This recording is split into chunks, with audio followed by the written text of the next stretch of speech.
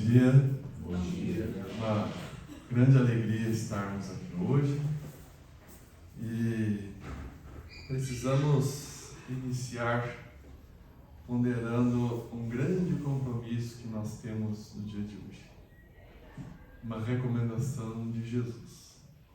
Nisto conhecereis se sois meus discípulos, se vos amardes uns aos outros. Então todos nós temos um compromisso cívico, mas este mandamento de Jesus é mais amplo, porque ele traduz na verdade a essência da lição de Deus para com todos nós. Quando pediram para Jesus resumir a lei e os profetas, ele disse: amarás ao Senhor teu Deus de todo o teu coração, de toda a tua alma, de todo o teu entendimento, e ao próximo como a ti mesmo.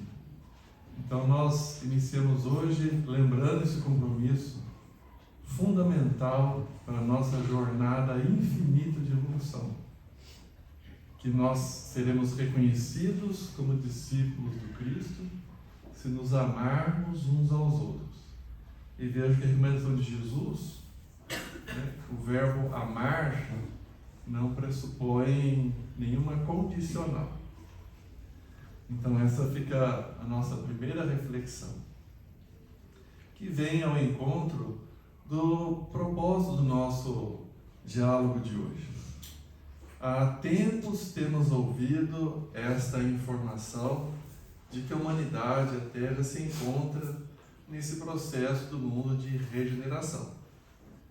Para quem ainda se surpreende, com as adversidades do nosso mundo atual, é só nós lembrarmos que estamos do mais atrasado para o mais adiantado apenas no segundo estágio. Então, mais atrasado que a Terra é o mundo primitivo.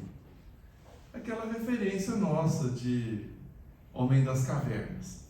Depois dessa referência bem atrasada, é o nosso mundo de provas e expiações. Então é compreensível que nós todos vivenciamos e vivenciaremos certamente por algum tempo situações próprias de mundos mais atrasados.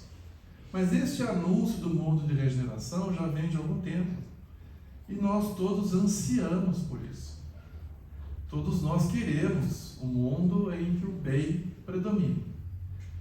E a nossa conversa hoje é sobre esse aspecto, porque é um sentimento muito natural de cada um de nós querer amanhecer determinado dia com a informação, nas redes sociais, no WhatsApp, estamos no mundo de regeneração. É natural, nós queremos as coisas assim, prontas num passe de mágica. Mas não é assim que funciona. E hoje nós vamos ponderar uma situação muito interessante. Se assim acontecesse, será que nós estaríamos ajustados para esse mundo? E eu vou resgatar aqui um livro que foi muito marcante para mim, da primeira vez que eu li. Inclusive, é tema de estudo constante, Essa casa em breve deve oferecer um seminário sobre isso. É o livro Voltei, psicografado pelo Chico Xavier e assinado pelo espírito Irmão Jacó. Mas no próprio livro, na contracapa, está ali informando que o Irmão Jacó é um pseudônimo de um ilustre espírita chamado Frederico Finer. Ele é de origem do leste europeu, havia morado um tempo nos Estados Unidos, inclusive foi amigo próximo de Thomas Edison, e depois migrou para o Brasil. E por aqui viajou muito, difundindo um equipamento novidade naquela época, o fonógrafo, precursor da vitrola. O Frederico Figner foi o fundador da primeira gravadora de discos de vinil do Brasil, chamada Odeon. Não é do meu tempo. Essa não é a mesma, não. Mas eu soube que existiu, depois ela foi precursora de outra gravadora. E esse livro Voltei começa com o Frederico Figner, ou o irmão Jacó, narrando a vida dele, a chegada dele no mundo espiritual, porque ele é espírita, ele foi diretor da Federação Espírita Brasileira, que à época era sediada no Rio de Janeiro. Hoje está em Brasília.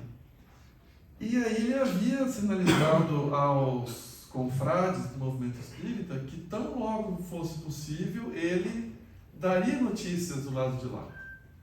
E esse espírito tinha tamanha lucidez da realidade espiritual que ele narra seus últimos momentos, o velório, como que foi o enterro, né? Chama a atenção que ele é uma pessoa pública muito conhecida e o seu velório foi concorridíssimo. E chama a atenção um comentário logo no início, que apesar de muitas pessoas ali terem carinho para com ele, havia um pequeno grupo fazendo orações. E a maioria em comentários dispersos. Não comentários maldosos, né? Mas fazendo oração para auxiliá-lo na transição, havia um pequeno grupo. Fica aqui já uma referência, né? Ou como dizemos nós, os jovens, hashtag fica a dica. Quando estivermos em velório, lembremos disso. Silenciarmos um instante e orarmos. Porque certamente, apesar de natural, é um evento natural pelo qual todos já passamos muitas vezes, passaremos desta vez e passaremos outras nas próximas encarnações, mas é um momento de desafio. Mas ele tinha lucidez para acompanhar o seu momento de separação do corpo físico. E ele foi atendido por ninguém menos que o Dr. Bezerra de Menezes. Veio pessoalmente, eles eram amigos próximos também. Então a gente vê a elevação desse espírito que foi muito trabalhador. E ele fez então, né, depois de poucos dias de refazimento aqui na crosta da terra mesmo, junto ao mar, que todos sabemos é um ambiente extremamente benfazejo para refazimento das nossas energias, ele fez então a transição para a sua morada espiritual em uma colônia, obviamente de pessoas comprometidas com o bem, porque essa era a natureza dele. Porém, e aqui que é algo muito interessante, assim como nós ansiamos um mundo de regeneração, ele também tinha uma expectativa justa de se situar em uma colônia espiritual com propósitos elevados. E ele, além de ter trabalhado muito, ele beneficiou muitas pessoas.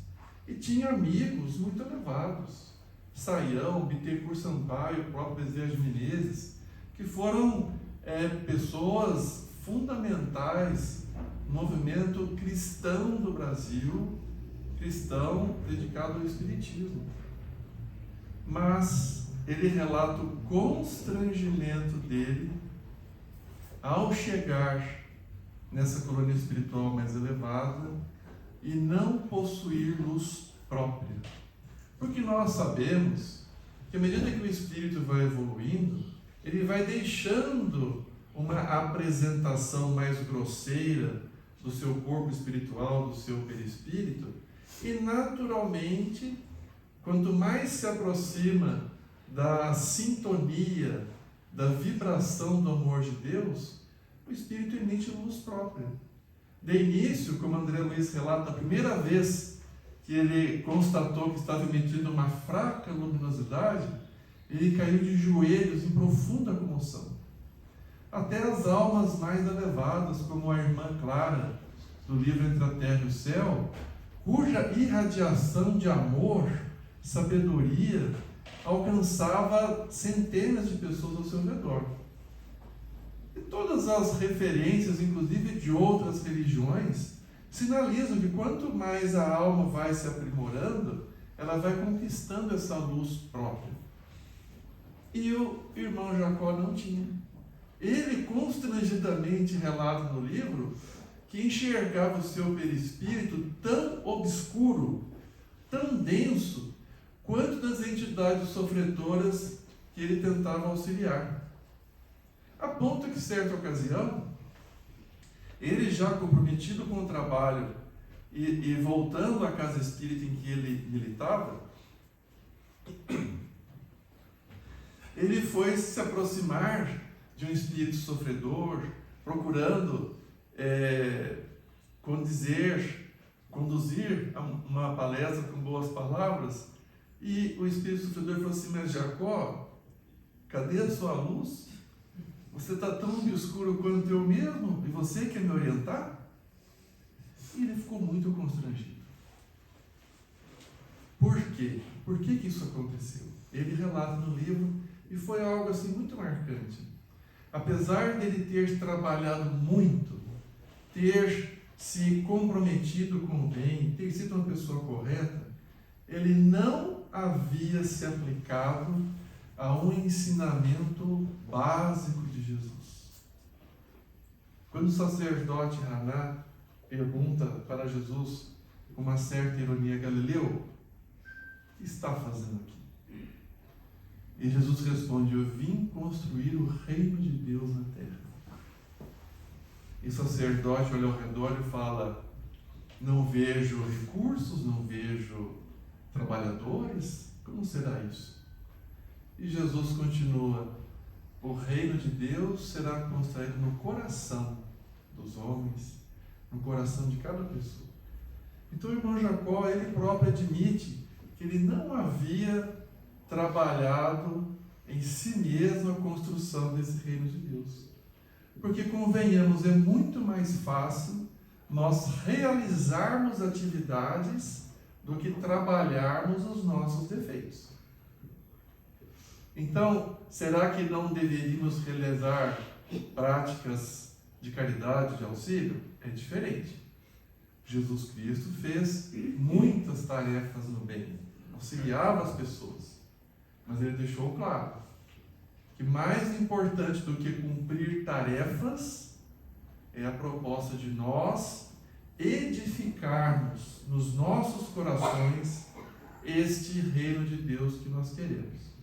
Então, retornando à pergunta inicial, se vamos imaginar que amanhã fôssemos informados que começou o mundo de regeneração, será que nós estaríamos prontos para viver em um ambiente que o bem predominasse? Será que nós estamos trabalhando o reino de Deus em nós para estarmos ajustados para isso? Certa ocasião, Chico Xavier conversava psiquicamente com Emmanuel, seu mentor espiritual, sobre como deveriam ser maravilhosas as incursões do universo, a criação das nebulosas, a luz das estrelas, a formação dos planetas, o equilíbrio dos astros, a perfeita sintonia gravitacional. E o Emmanuel falou assim: Chico, posso mostrar algo disso para você. Chico Xavier. Em desdobramento do corpo físico, Chico é então conduzido por Emmanuel para uma breve incursão no plano astral. Logo nos primeiros momentos em que Emmanuel começa a falar para Chico, mostrar aquelas imagens que nós imaginamos como sendo transcendentais, Chico fala assim para Emmanuel: eu quero voltar. Eu quero a minha casa. Eu quero tomar um café. Isso é um simbolismo interessante, porque será que estava ruim? Claro que não. Mas às vezes, essa interpretação minha, a grandiosidade de algo para Chico Xavier, pode ter sido assim tão assombrosa que nós sentimos necessidade, falta daquilo que representa a nossa realidade. Não que nós não devamos pleitear, querer, as incursões nos planos superiores, mas precisamos estar interiormente preparados para isso. Essa é a nossa missão diária. E eu tenho, a respeito disso, né, do mundo de regeneração em nós, eu tenho uma notícia maravilhosa para todos que estamos aqui. O momento mais importante da nossa jornada espiritual já aconteceu. Por que eu tenho essa convicção? Porque nós estamos aqui hoje. Certamente todos aqui contavam com diversas possibilidades mais atrativas do ponto de vista material para não estarem aqui. Lazer, passeios, confraternizações, qualquer outra atividade que atendesse prontamente à satisfação da matéria. Mas nós estamos aqui, buscando uma compreensão, buscando entendimento, buscando uma integração com a força maior do universo, que é o amor de Deus. Então, isso significa que o passo mais importante foi dado. Porque muitas pessoas consideram que o passo mais importante de uma maratona é quando é dada a largada. E não é. Não é o primeiro passo. Não é o último da linha de chegada. Particularmente porque quando na nossa jornada espiritual, a possibilidade de progresso é algo infinito. O passo mais importante é quando nós tomamos a decisão de cumprir aquela jornada. Então, quando o atleta mentalmente decide, vou correr aquela maratona, é aí que ela começa. Ele vai fazer a inscrição, ele vai começar os treinos, vai cuidar da sua dieta, ele vai avaliar o percurso, mas tudo isso só está acontecendo porque ele tomou a decisão de algo abstrato.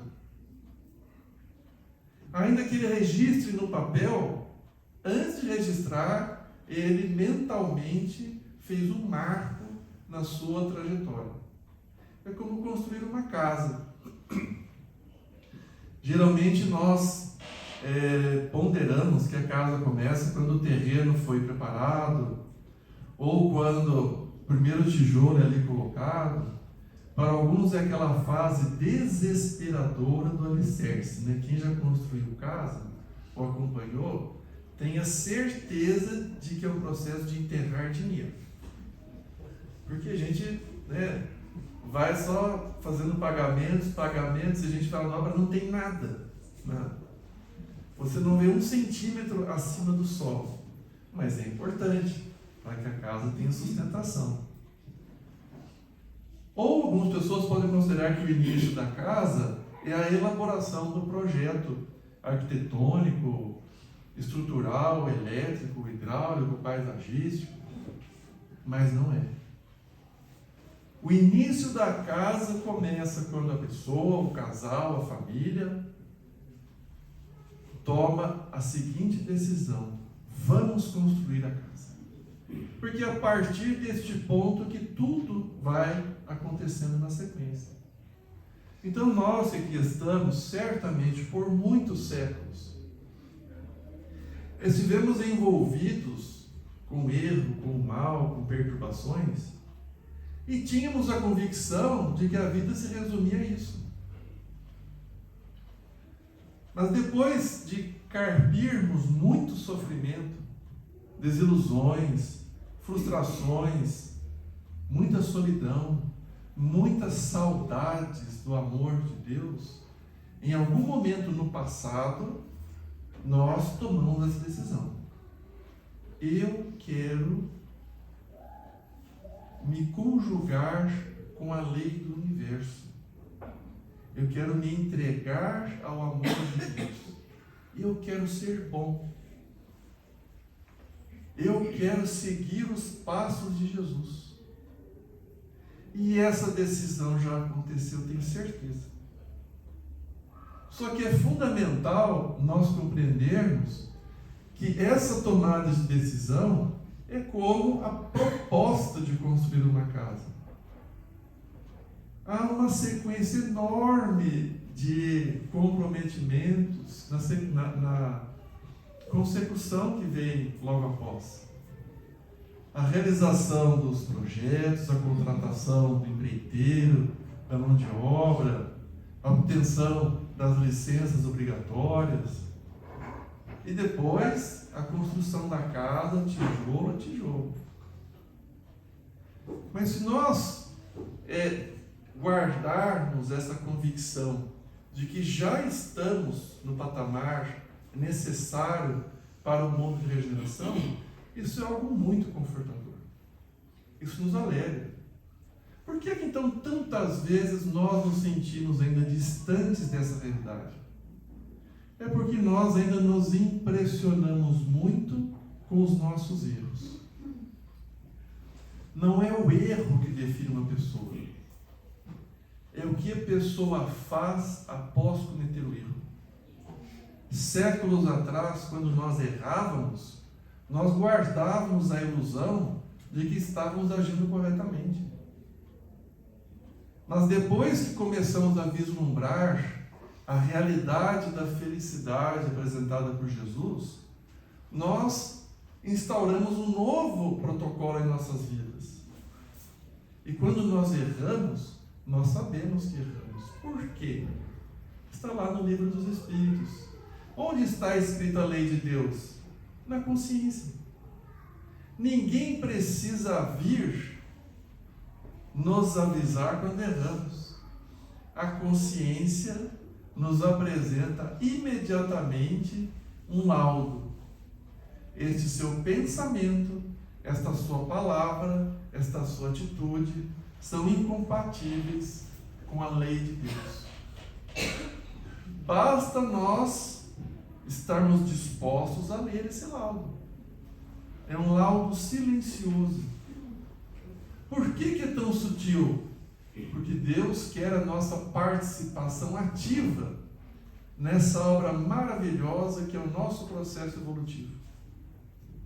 Senão, estaríamos tolhidos, privados de podermos depois assinar junto com Deus a obra finalizada. Deus nos quer co-criadores da sua obra. Então, as orientações do bem são sutis. São sugestões, são pensamentos, intuições. Deus nos ama tanto que Ele quer que nós guardemos a certeza de que nós nos inclinamos ao bem, apesar de todo o bem ser proveniente de Deus. Então é fundamental que nós saibamos lidar com nossos erros nesse processo longo da construção do reino de Deus em nós. Porque é o reino construído tijolo a tijolo. Certamente cada um de nós está numa fase. Alguns talvez tenhamos acabado de tomar a decisão de construção deste reino em si. Outros podem estar na fase dos projetos, outros no alicerce e assim por diante. Mas nós vamos ter que lidar com um processo gradativo, contínuo e compreender que os erros fazem parte. Por que é importante saber disso? Porque se assim não ponderarmos, nós temos a tendência de nos imobilizarmos com o erro, o que é muito crítico, ou de desconsiderarmos o erro, o que também é crítico. Então nós precisamos lembrar da lição de Jesus, quando ele surpreende aquela turba enfurecida querendo apedrejar a mulher, que teria sido surpreendida em adultério. Jesus, com muita sabedoria, faz uma advertência para todos nós: aquele que estiver sem pecado, atire a primeira pedra. Mas a lição que nos cabe diariamente, quando constatarmos o nosso erro, foi o que Jesus falou para a mulher na sequência: mulher, vá e não peques mais. Esse processo de nós compreendermos que o erro é algo natural, porque nós ainda somos espíritos imperfeitos, é que vai permitir que a nossa casa seja construída continuamente. Porque senão seria como o pedreiro que fez uma parede onde não devia, e nós então chegássemos para o construtor dizendo: abandona tudo, esquece o terreno, esquece o projeto, esquece a obra, porque olha, essa parede não devia estar aqui. Ninguém faz isso. O que a gente faz?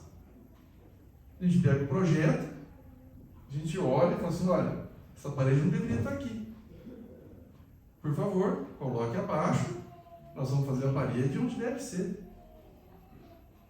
É natural assim, tem um certo desconforto, mas é assim que acontece. Então, por que com a construção mais importante, que é do reino de Deus em nós, quando nós erramos, muitas vezes vem aquele ímpeto de querer abandonar a obra? Isso é incompatível com a proposta divina de felicidade, que é a única fatalidade que existe, é essa: nós seremos felizes. A variação que existe é somente uma opção de tempo. Se queremos ser felizes agora ou mais adiante. E como podemos ser felizes agora? Seguindo as orientações de Jesus. Seguindo a recomendação do Cristo, tudo fica mais leve. Vinde a mim todos vós que sofreis, e eu vos aliviarei. Suave é meu jugo e leve o meu fardo. E a felicidade na terra é possível para aquele que vive em paz com a sua consciência, porque isso significa integração com a lei de Deus.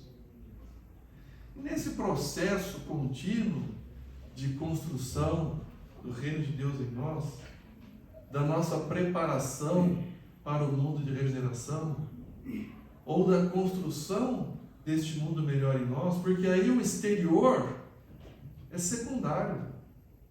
Alguém consegue imaginar Jesus angustiado com as tribulações da administração da época? Os hebreus eram escravos dos romanos. Na época, o Império Romano dominava o mundo conhecido. Alguém consegue imaginar Jesus angustiado, desesperado, aflito, deixando de cumprir sua tarefa pelas questões da época? Não. Por quê? É patrimônio inquestionável daquele que já evoluiu o suficiente para trazer dentro de si este reino de Deus, essa proposta de amor. Então, nesse processo contínuo, que é diário, que é uma construção progressiva, tem um exemplo maravilhoso que eu gosto muito de citar, que é Paulo. Paulo, que de início era conhecido por Saulo, ele era a grande esperança dos judeus quanto ao templo de Jerusalém. Ele era o mais jovem sacerdote com possibilidades de atingir o máximo em termos da hierarquia religiosa dos judeus, que era o cargo de sumo sacerdote. Rico, inteligente, uma figura muito bem apessoada, e ele se colocava como defensor da lei de Moisés, que era tudo o que ele acreditava. Só que, apesar da lei de Moisés ser muito clara quanto ao respeito que se deve ao próximo, ele colocava também a questão do seu orgulho de raça, a defesa a qualquer preço da sua opinião pessoal, e ele começou a perseguição aos cristãos. Até que as portas de Damasco, indo lá para prender e torturar mais uma pessoa, que era um velhinho chamado Ananias, ele tem uma visão tão clara, tão forte, que fez ele cair da sua montaria, ficou momentaneamente cego e ouviu então o chamado inesquecível: Saulo, Saulo, por que me persegues? E comovidamente, porque ele já pressentia quem era, ele fala assim: Senhor, quem és tu? E a resposta fez com que a vida de Saulo mudasse para sempre. Eu sou Jesus. Imediatamente Saulo reconheceu o erro e falou assim: Senhor, o que queres que eu faça? Poucos de nós, talvez, quando despertamos, tomamos a decisão de nos inclinarmos ao bem, tenhamos tido essa convicção, essa firmeza que Saulo teve, de imediatamente reconhecer o erro e falar: Senhor, o que queres que eu faça? A maioria de nós, possivelmente, tem sido como os discípulos diretos de Jesus, que mesmo convivendo com Ele diariamente, apresentavam reações próprias de nós. Não foi por acaso que Jesus escolheu pessoas comuns para o seu apostolado. Quem não se identifica com a espontaneidade rude de Pedro? Depois de ter convivido 3 anos, ter acolhido Jesus em sua casa, vendo ele falar de amor, perdão aos inimigos, tolerância, respeito, quando veio a soldadesca romana prender Jesus, o que Pedro faz? Pega a espada, decepa a orelha do soldado. E Jesus bondosamente fala assim: Pedro, embainha tua espada. Quem com ferro fere, com ferro será ferido.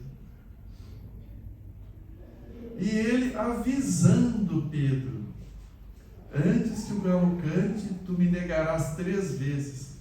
Pedro ficou até aborrecido com Jesus. Falou assim: eu daria minha vida por ti, Senhor. Jesus nem respondeu. Poucas horas depois, o que aconteceu? Pedro negou Jesus 3 vezes. E Judas que queria, como muitos de nós queremos, né? Que aquela situação conflituosa fosse resolvida num passo de mágica. Que Jesus fizesse baixar a terra ali, as suas hostes de espíritos de luz, para dominar tudo na base da força, da agressão. É claro que não é a proposta de Jesus. No momento extremo da crucificação, só João, que era o mais novo, acompanhou até o fim, a derradeira hora de Jesus no corpo físico. E os outros não estavam lá. Mas é tão gratificante, pelo menos para mim, perceber que apesar disso, todos tiveram um papel útil e importante na divulgação do Evangelho e das lições de Jesus. Ou seja, não importa tanto as nossas fraquezas, importa a nossa perseverança no bem. Foi por isso que Jesus foi tão enfático em falar: aquele que perseverar até o fim será salvo. Mesmo Saulo, que depois passa a assinar-se Paulo, quando ele fez uma renovação dos seus votos, ele raspou a cabeça e passou a assinar o nome em latim. Mesmo Paulo de Tarso teve um longo percurso até que se consolidasse nele a divulgação como proposta de vida. Em geral, nós lembramos muito de Paulo por conta das suas 4 viagens memoráveis. Considera-se que o Ocidente conhece o Evangelho por conta dessas viagens que Paulo fez a pé. Ele só usava veículo, no caso embarcação, para transpor trechos marítimos. Ele ia a pé. E se tinha uma pessoa disposta a ouvir, ele pregava para aquela pessoa. Nenhum colaborador aguentou acompanhar Paulo em todos os percursos que ele fez. Então ele teve Barnabé, teve Silas, e alguns outros, em alguns momentos Pedro, mas nenhum aguentava a disposição que Paulo tinha. E era uma disposição inquebrantável. Na primeira viagem ele estava com Barnabé, dormindo numa gruta, porque eles iam ao relento, sem provisões, com parcos recursos, um pedaço de pão e colhendo o que a natureza desértica oferecia. Certa ocasião estavam numa gruta, se abrigando da noite e comentando do grande tesouro que eles tinham nas mãos, que era o Evangelho. Nisso, a região era povoada por salteadores, por bandidos, e 2 bandidos ouviram falar de tesouro e foram lá. Apesar de verem aqueles 2 em trajes paupérrimos, quiseram perguntar: onde é que está o tesouro, o que vocês têm? E estavam com uma faca. Barnabé se apavorou e Paulo, numa felicidade, entregou: aqui está. Eles tinham poucas moedas, tinham um pedaço de pão, tinham uma manta tosca para os dias frios, entregaram tudo para eles, para os bandidos. E um deles não se conformou e falou: mas e o tesouro? E aí eles tinham os pergaminhos com as anotações do Evangelho. Nesse caso, eram as anotações de Levi. E eles entregam aquele rolo que os bandidos não viram, dada a escuridão, e saíram correndo. Barnabé, uma reação muito própria, pelo menos. Barnabé ficou desolado. Falou assim: Paulo, o Senhor nos abandonou. Como é que ele foi deixar isso acontecer? E Paulo assim: mas por que você está falando isso? Mas eles levaram a nossa comida. Mas o que tem? Amanhã cedo, daqui poucas horas, com certeza encontraremos algo para comer. E as nossas moedas? Mas era tão pouco, Barnabé. Paulo trabalhava como tecelão. Onde ele chegava, montava a sua pequena tenda para reparar sandálias de couro. Amanhã eu vou arrumar um emprego, a gente recupera as moedas. Mas levaram a nossa manta, a nossa única manta. E que cobertura mais maravilhosa que esse céu estrelado. Aí Barnabé foi ficando inconformado com aquilo. Aí lembrou: mas levaram as anotações do Evangelho. Barnabé, quem será que precisa mais delas? Nossos irmãos que se encontram no caminho equivocado? Ou nós que já sabemos quase tudo de cor? Aí Barnabé falou: não entendi. Mas Paulo ainda tinha uma cópia integral do Evangelho que ele guardava, costurada por dentro da sua roupa, que havia sido presente de Gamaliel, o seu antigo tutor do templo de Jerusalém, que já tendo se retirado da vida pública, também havia se convertido ao Evangelho. Mas até que Paulo chegasse nesse patamar, ele teve percalços muito difíceis. Logo que ele recuperou a visão em Damasco, depois da aparição de Jesus, ele tentou pregar na sinagoga. Foi tratado de maneira muito ríspida. Os seus antigos companheiros judeus não entendiam aquilo, achavam que eles estavam doentes, mentalmente desequilibrados. E assim foi. Os judeus, depois que viram que ele não estava perturbado, começaram a desconsiderá-lo completamente. Os cristãos não aceitavam de pronto. Muitos haviam sido perseguidos, torturados, deixaram suas famílias, suas posses, por causa da perseguição de Paulo. Vários achavam que aquilo era uma estratégia para ele iludir mais os cristãos e colocá-los em sofrimento depois. Paulo foi deserdado pelo seu pai. Mas ele foi dia por dia trabalhando na sua convicção. Então a proposta é que todos nós tenhamos a cada dia o compromisso que nos é devido para fazermos aquilo que nos compete. E é tão gratificante lembrar que a recomendação de Jesus é algo simples. Os hospitais, os asilos, os orfanatos, as instituições para dependentes químicos, tudo isso é maravilhoso desde que esteja na proposta da pessoa. Mas, de modo geral, o que cada um de nós precisa é atender ao dever do seu dia. Também nos disse Jesus: não vos inquieteis pelo dia de amanhã, o amanhã cuidará de si. E tem uma passagem que é maravilhosa, quando Jesus fala assim: olhai as aves do céu, e os lírios dos campos. As aves não plantam nem colhem, e Deus lhes dá o de comer. Os lírios não fiam nem tecem, e eu lhes digo que nem Salomão, em toda a sua glória, jamais se vestiu como um desses lírios brancos que brotam no campo. Dessa passagem, pessoal, eu vou ler um pequeno trecho aqui de Emmanuel, que está no Evangelho de Mateus, quando ele fala muito propriamente disso. Portanto, não vos inquieteis com o amanhã, pois o amanhã se inquietará consigo mesmo.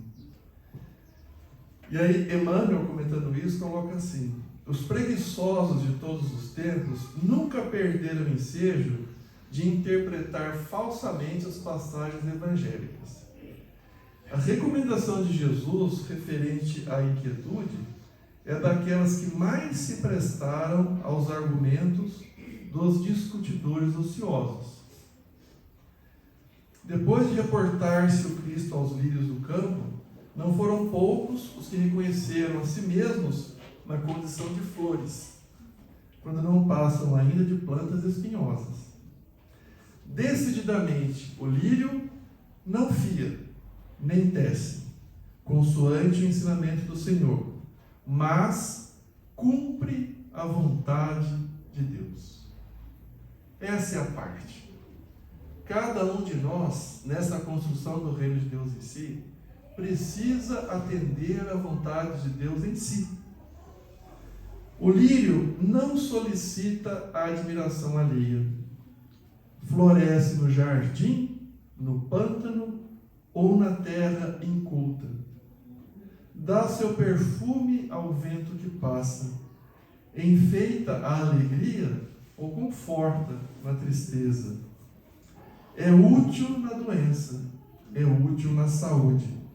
Não se revolta quando fenece o brilho que lhe é próprio, ou quando mãos egoístas o separam do berço em que nasceu.